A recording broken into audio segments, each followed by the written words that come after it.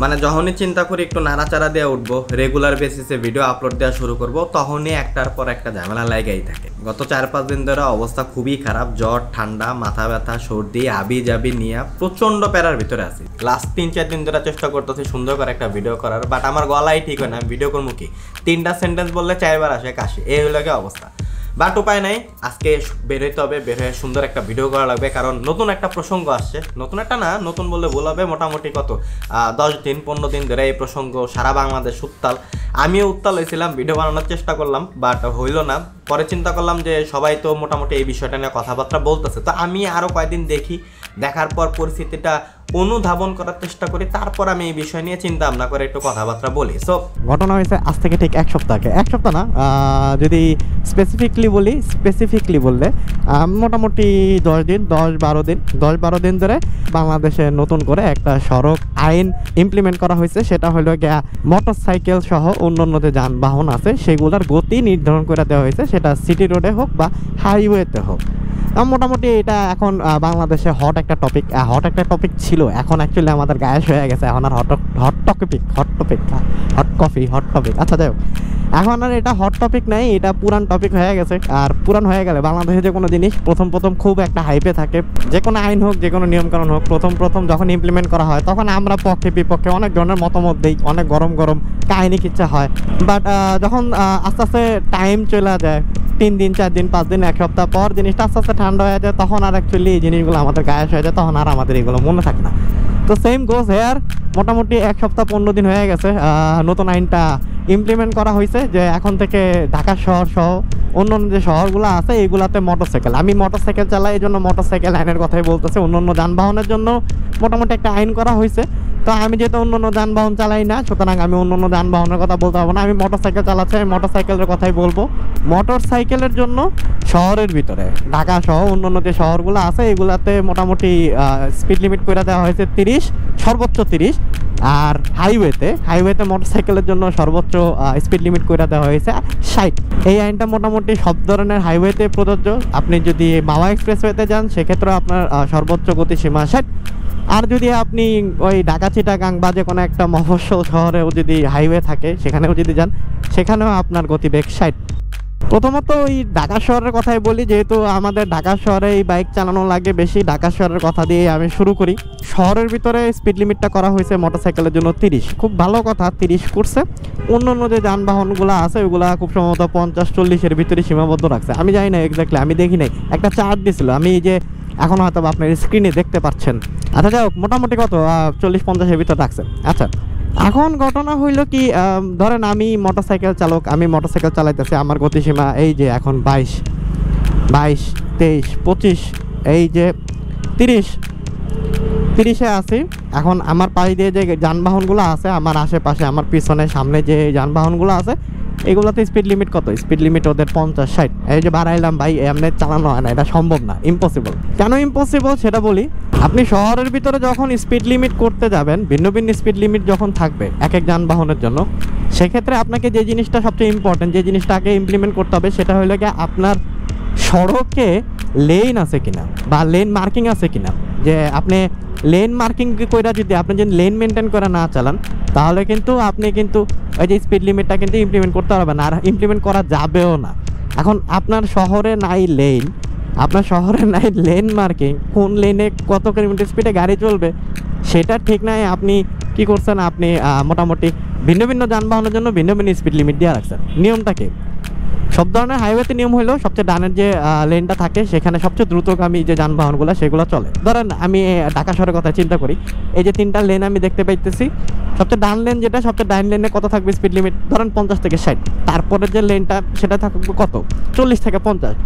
আর সবচেয়ে বামে যে লেনটা থাকবে, মানে সবচেয়ে কম স্পিডের গাড়ি ঘোড়াগুলো যেই সাইড দেওয়া যাবে, মানে সবচেয়ে বামের লেনের কথা যদি বলি, সেখানে হয়তো বা থাকবে 30-40। বাট ঢাকা শহরে ভাই লেনটা কই?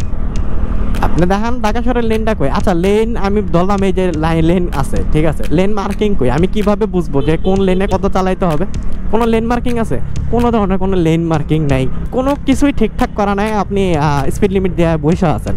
গেল একটা বিষয়। আরেকটা বিষয় যেটা, ঢাকা শহরে সব রাস্তায় যদি আপনি 30-এ চালাইতে যান তাহলে তো ভাই আপনি অন্য যে যানবাহন যারা আছে আপনার আগে পিছে যে যানবাহনগুলো আছে এগো আপনার গালি খাইতে খাইতে সারাদিন যাবে, তাদের গালি খেয়ে আপনার সারাদিন যাবে। ধরেন আমি মনে করেন এই রাস্তায় যদি 30-এ চালাই, সেটা একবারে যদি বাম লেনেও যদি চালাই, একবারে স্লো যে লেনটা থাকে, মানে বাম লেনের কথা বলতেছে, আমি যদি বাম লেনেও যদি 30 স্পিডে চালাই, তারপর ভাই আমার সিরিয়াসলি গালি খাওয়া লাগবে, গালি দিবে। ভাই আপনি কি বাইক চালাইতেছেন না সাইকেল চালাইতেছেন?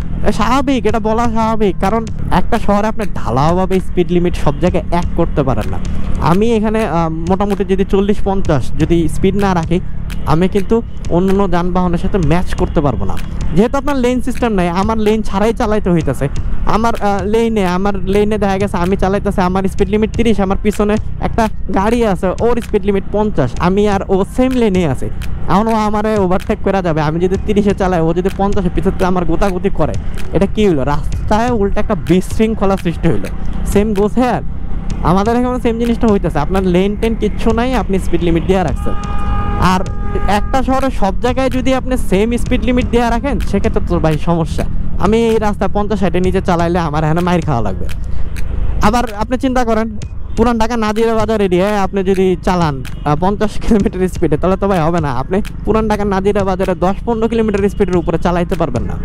দেখেন, আপনি যদি এই টাইপের জ্যামের ভিতরে, স্লো ট্রাফিকের ভিতরেও চালান, তারপরেও কিন্তু আপনার স্পিড অটোমেটিকলি 30-এর উপরে উঠা যাবে। এরকম স্লো ট্রাফিকে চালাইলে একবারে জ্যামের হিসাব বাদ, আমি যদি এরকম স্লো ট্রাফিকে চালাই, যে 4-5 দিয়ে আমি গাড়ি আমি মুভ করতে পারতেছি না, একবার স্লো ট্রাফিকও আপনার স্পিড কিন্তু 30-এর ভিতর থাকবে। এখন আরেকটা জিনিস দেখাই, এখন ট্রাফিক ছাড়া দিছে, মোটামুটি রাস্তায় গাড়ির চাপ কম। আমি এখন যদি এই যে সিএনজির সাথে পাল্লা দিতে যাই, কারণ সিএনজির পিছনে তো থাকা যাবে না, আমি যদি সিএনজির আগে যাই, হ্যাঁ সিএনজির জন্য মোটামুটি কত স্পিড লিমিট 30, কারণ আমি সিএনজির আগে গেলে আমার স্পিড লাগে 40-45। এখন বলেন এই টাইপের সিটিতে, স্পেশালি সিটি থেকে 30 স্পিড লিমিটটা কি কোনোভাবেই মানে যুক্তিযুক্ত কিনা? সুতরাং ভাই রাস্তার অবস্থা বুঝে ব্যবস্থা নিতে হবে। আপনি ঢালাওভাবে সব জায়গায় 30 করে দিলেন স্পিড লিমিট, এটা নিয়ে তো উল্টা প্যারা খাওয়া লাগবে।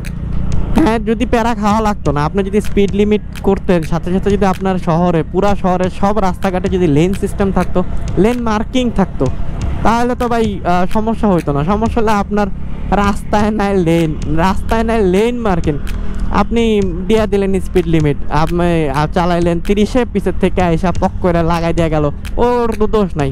ও বলতেছে যে ভাই আমার গতিসীমা তো 50, আমি তো আগে যাবই, স্বাভাবিক বিষয় 50 হয়ে যাবে, আর আমি 30-এ যাবো, আমার তো ভাই মানা লাগবে, আইন মানা লাগবে না? আমি দেশের একজন সচেতন নাগরিক হিসেবে তো আমার আইন মানা লাগবে, আমি তো আইনের বিরুদ্ধে যেতে পারবো না।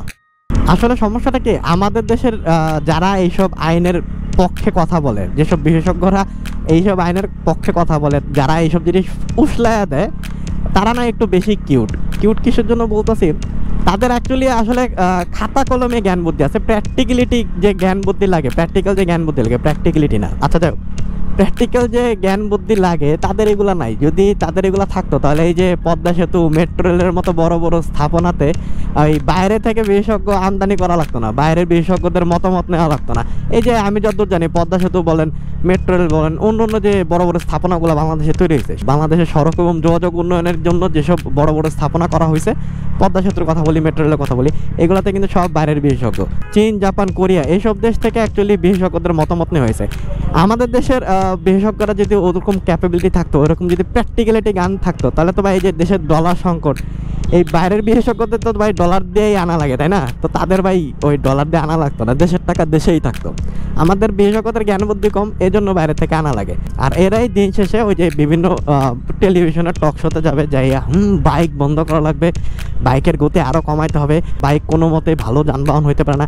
আর কিছু ওই যে সেলিব্রিটি আছে, কি যেন মোটর কাঞ্চন, হাইওয়েতে যে রুলটা করা হয়েছে সেটা হলো মোটরসাইকেলের সর্বোচ্চ গতিসীমা থাকবে 60 কিলোমিটার, আর অন্য যানবাহন, বাস, তারপর প্রাইভেট কার, এইগুলোর গতিসীমা থাকবে 80 কিলোমিটার সর্বোচ্চ। হাইওয়ের ক্ষেত্রেও কিন্তু ঘটনা সেম। আপনি যখন একটা হাইওয়েতে মাল্টিপল স্পিড লিমিট করতে যাবেন, তখন কিন্তু আপনার লেন মার্কিং থাকতে হবে, আলাদা আলাদা লেন থাকতে হবে।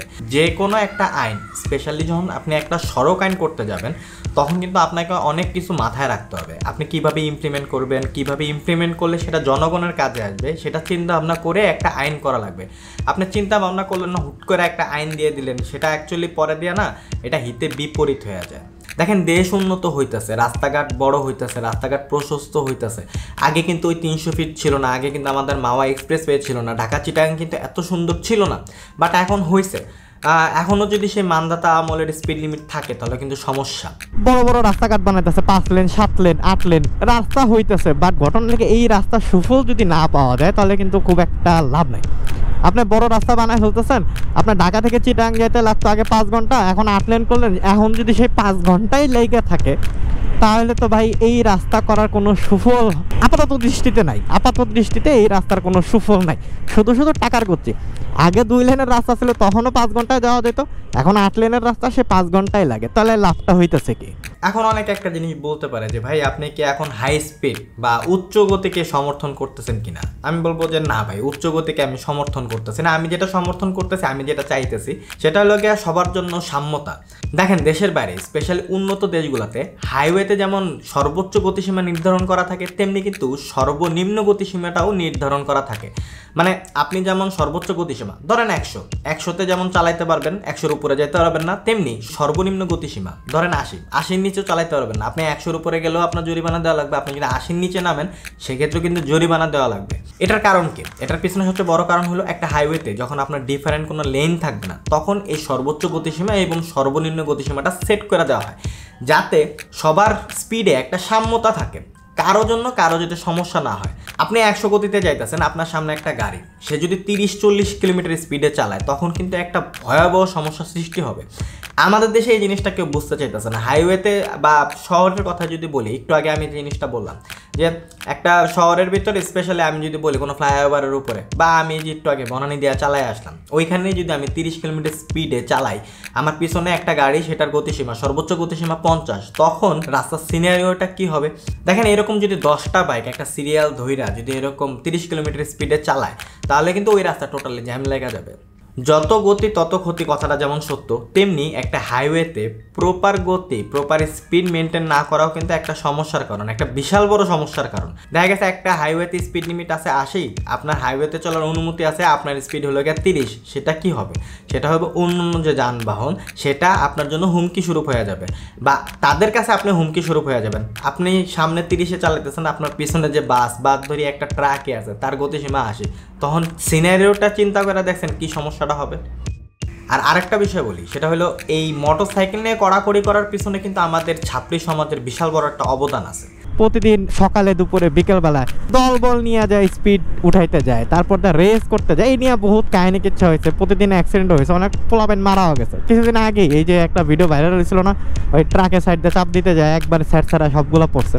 তোরা যেই জিনিস পারস না ভাই, এই জিনিস হুদায় চুতে যাস কি লেগা? আমি মুখ খারাপ করা লাগতেছে, আদারওয়াইজ কোনো বই না। এইগুলারে বইলা কোনো লাভ নেই, এগুলা ছাপড়ি, মানে এইগুলাই করবে ওরা, এইসব দিয়ে ভিউ হয়, এইগুলা দিয়ে মার্কেট খায়, এইগুলো ওরা করবে, এটাই মানে কন্টিনিউয়াস একটা প্রক্রিয়া। এই যে মাথায় হেলমেট নাই, সামনে দেওয়া হয়ে যায় বেড়াইতেছে, মানে এইগুলার আসলে কোনোদিন শিক্ষা হবে না। এগুলা যে রাস্তাঘাটে পয়রা ময়রা থাকবে, এটাই স্বাভাবিক, এটাই ওদের নিয়তি। আমার কথা সেটা না, আমার কথা হলে গিয়ে কয়েকজন বাইকারের জন্য সব পুরা বাইকিং কমিউনিটিরে কষ্ট দেওয়ার লাভ কি? আচ্ছা যাই হোক, এখন ঘটনা লাগা ব্লগ শেষ করা লাগবে। ব্লগ শেষ করার আগে প্রতিবারে আমি কিছু কথা বলি, ব্লগ শেষ করার পর একটা সামারাইজেশন দেই, বাট ঘটনা লাগে আজকে সামারি দেওয়ার মতো কোনো কিছু নাই। একটা আইন পাস হয়েছে, মোটামুটি ইমপ্লিমেন্ট করাও শুরু হয়ে গেছে। প্রত্যেকটা আইনেরই কিছু ভালো দিক থাকে, কিছু মন্দ দিক থাকে। আমিও চাই যে এই নতুন যে আইনটা সেটার থেকে ম্যাক্সিমাম সুফলটা মানুষ পাক।